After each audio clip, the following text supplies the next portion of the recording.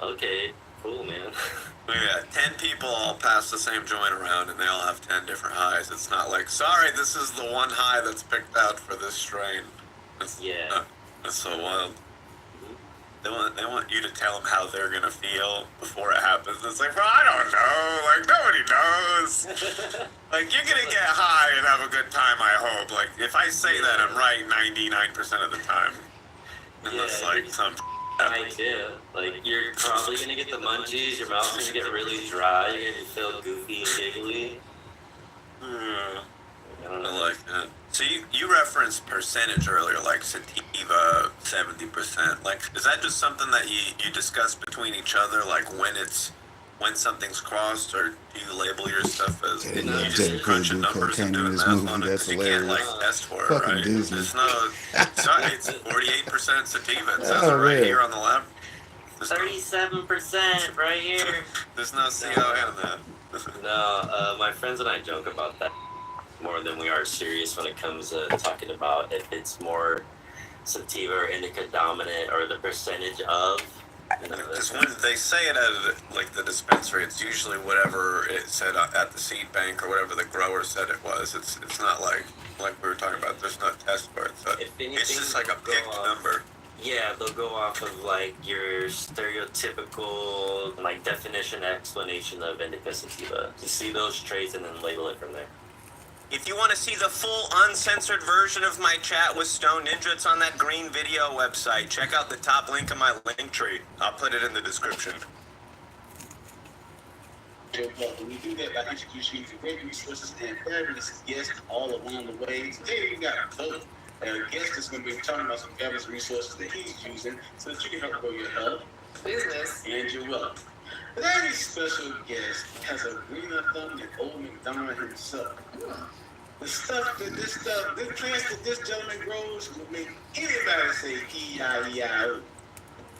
Now, when it comes to understanding agriculture, George Washington Carver has reincarnated himself in the form of a man from Missouri.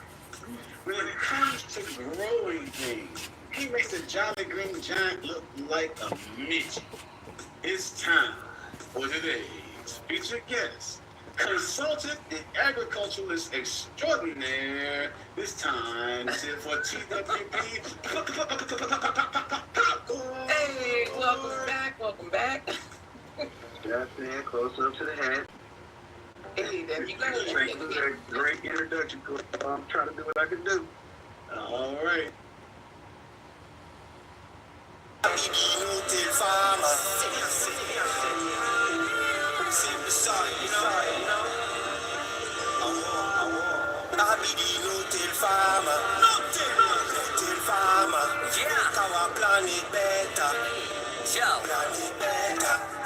Red worms in the cover crop. Fresh load of some compost.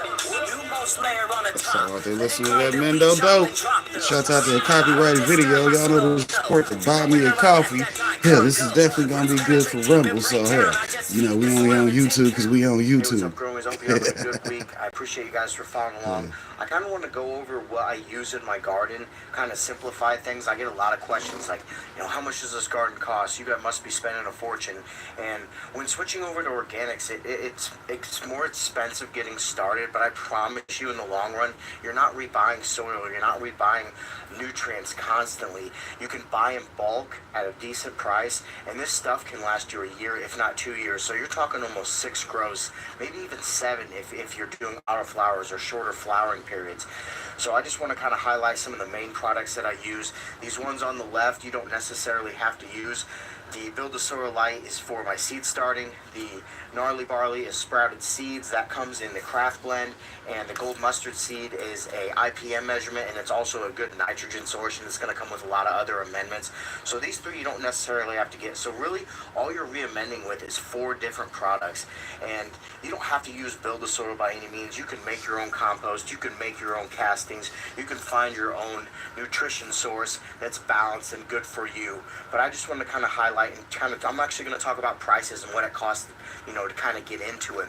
I wrote some numbers down here, so we're just going to start off from the beginning. So say you have nothing and you're wanting to get into growing. Now, I don't want to scare you by these numbers because it's going to be expensive to get started.